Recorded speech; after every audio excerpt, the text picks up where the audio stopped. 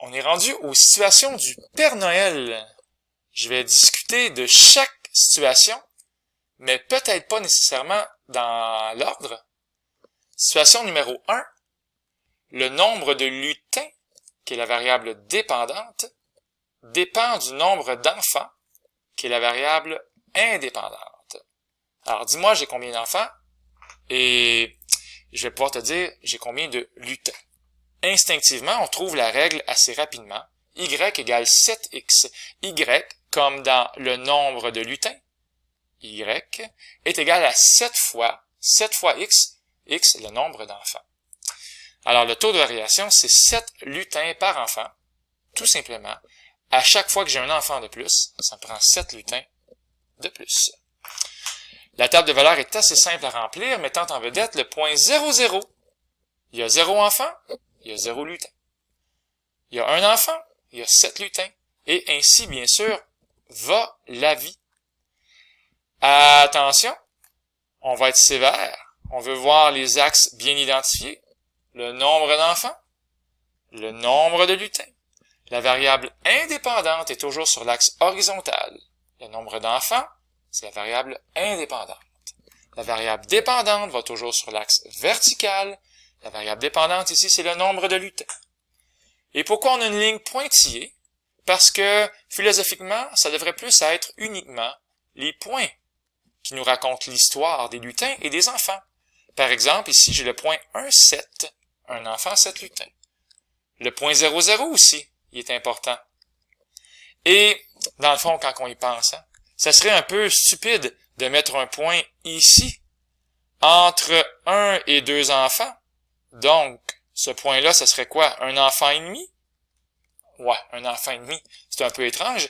Et entre 7 et 14, on aurait donc 10,5 lutins. Donc, dans le fond, c'est un mot qui est important. C'est le mot ici, discret.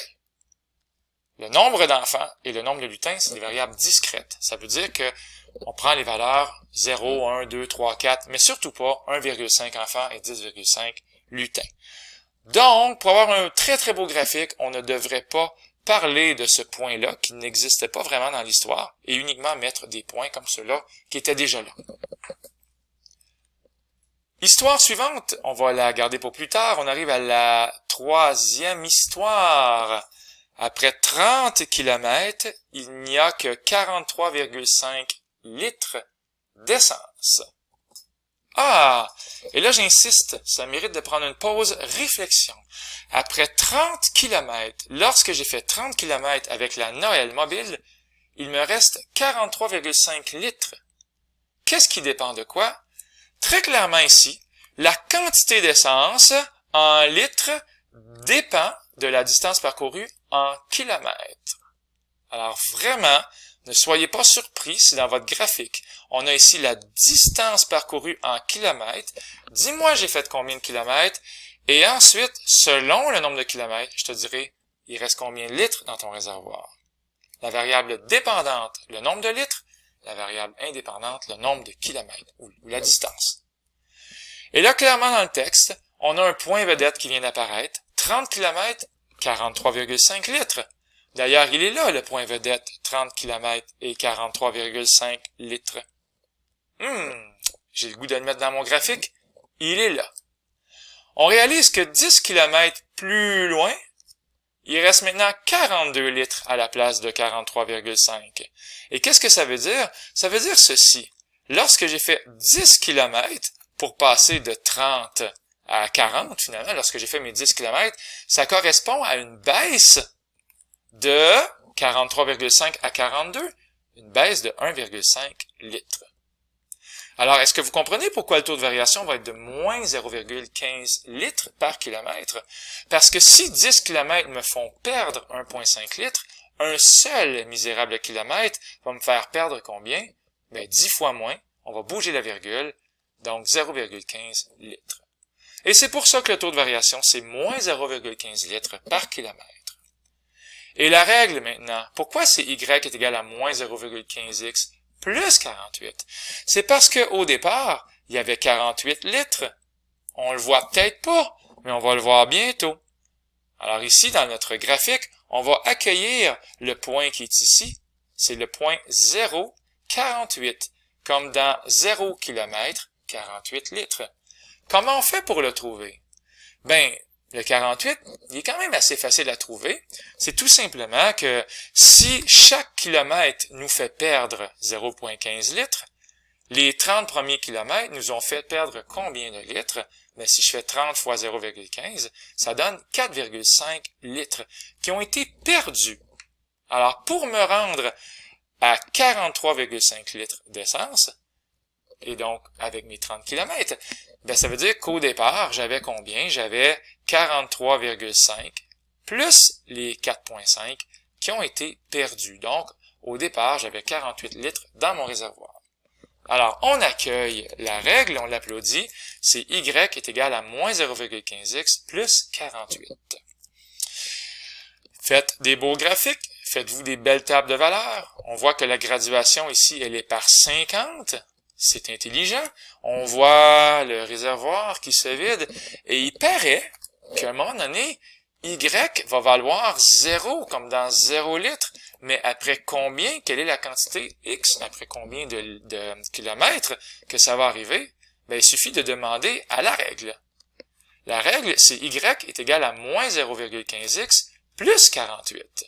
Si je remplace Y par 0 litres, moi, je vais donc pouvoir trouver X, le nombre de kilomètres qui est associé à cette quantité-là de 0 litres. Alors, il suffit de demander à la règle. C'est de l'algèbre, de secondaire 2, tout simplement. J'envoie le 48 de l'autre côté, ça fait moins 48 est égal à moins 0,15x, et on va trouver que c'est 320 kilomètres, le X. Voilà, c'est cette ligne-là ici, la voyez-vous? Le X, ou la distance qui correspond à 0 litres dans notre réservoir. Fascinant. Question suivante, la question 4. Le nombre de biscuits, la récompense du Père Noël, dépend du temps passé dans la maison. Mais il dépend pas tant que ça. C'est pour ça que le taux de variation, c'est 0 biscuits par minute. Parce que peu importe le temps que tu vas rester, tu vas quand même avoir un seul biscuit. Le taux de variation, c'est 0. Ça veut donc dire que t'as beau passer des minutes de plus, ça va pas varier le nombre de biscuits, ça va varier de 0. Ça veut donc dire, après 2 minutes, t'as un biscuit. Après 4 minutes, t'as toujours un biscuit. Voyez-vous, ça n'a pas vraiment varié. Puis après 14,2 minutes, t'as toujours un biscuit. Alors, dans le fond, il y a eu une infinité de petits points ici, tous collés, qui nous racontent que peu importe le temps, la variable indépendante, ben ton nombre de biscuits, ça va toujours être 1. On n'aurait pas dû mettre un petit bout ici, là, la ligne, elle aurait dû commencer, bien sûr, là où elle commence, là, présentement. Alors, encore une fois, le temps en minutes, c'est la variable indépendante, ou en secondes, ou peu importe, c'est une variable continue, le temps, parce qu'on peut avoir 14,2 minutes, ça existe. La variable dépendante, le nombre de biscuits. La règle, c'est Y est égal à 0x plus 1, parce que ça varie de 0 biscuits par minute. Mais 0x, on n'a pas besoin de l'écrire, et ça fait donc Y égale 1. Bien!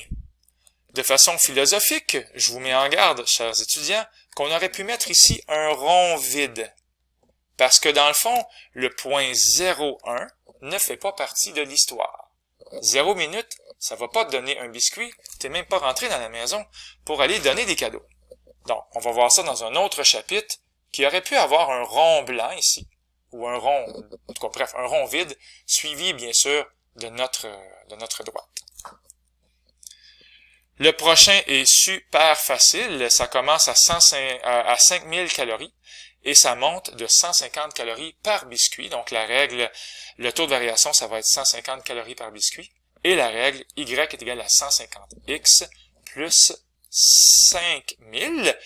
Le nombre de biscuits dépend, le nombre de calories, pardon, dépend du nombre de biscuits. Alors, voilà ici, on a nos variables.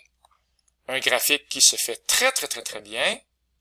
Le nombre de calories dépend du nombre de biscuits. Bien. Et encore une fois, la ligne est pointillée parce qu'on peut pas manger 1,5 biscuits, mais c'est discutable. On aurait pu manger un biscuit et demi puis avoir des calories en conséquence de ça.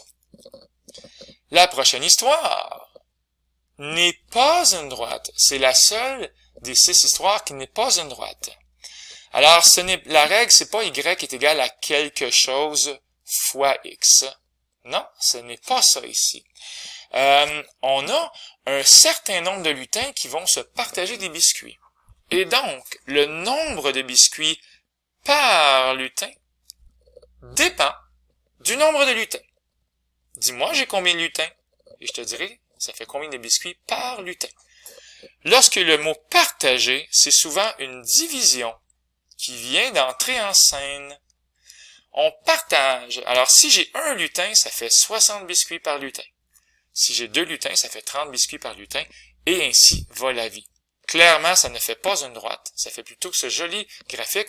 On va voir ça bientôt, ça s'appelle une variation inverse, mettant en vedette, encore une fois, un lutin, 60 biscuits par lutin, 2 lutins, 30 biscuits par lutin, et on a des points ici qui nous racontent cette histoire-là ici.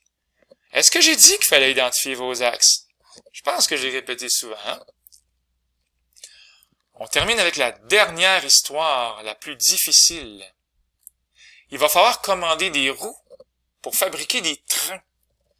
Mais lorsqu'on a 50 trains à construire, on a déjà 112 roues dans la réserve. On n'a pas besoin d'en commander parce qu'elles sont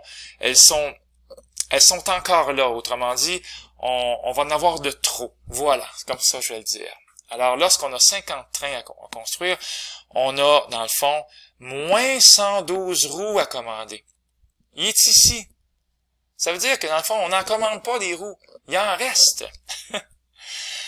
Par contre, lorsqu'on a 70 trains à bâtir, il va falloir commander 48 roues. D'ailleurs, c'est écrit ici, 70 trains, 48 roues vont manquer, il va falloir les commander. Alors, dans le fond, qu'est-ce qu'on réalise? C'est qu'on va finir par trouver un taux de variation de 8 roues par enfant. Et je m'explique dans 30 secondes. La variable indépendante, le nombre d'enfants, et la variable dépendante, le nombre de roues à commander qui dépend du nombre d'enfants. Mais on réalise que lorsque j'ai monté ma commande pour passer de 50 à 70 enfants, donc lorsque j'ai un plus 20 enfants, 20 enfants se rajoutent à l'histoire, mais pour les roues, ça passe de moins 112 à 48. Ça monte beaucoup, là. Ça l'a monté de combien?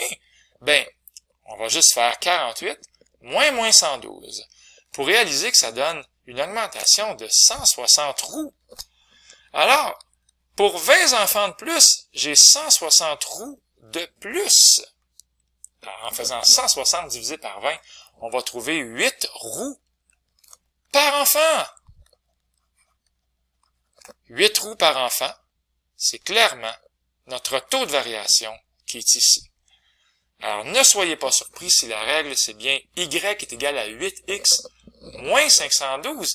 Comment on fait pour trouver le moins 512? Ça aussi, c'est un petit peu plus étrange, et dans d'autres vidéos, on va mieux l'expliquer. Mais pour l'instant, comment je pourrais expliquer ça? Ben, avec 50 trains à construire, j'ai déjà 112 roues de trop.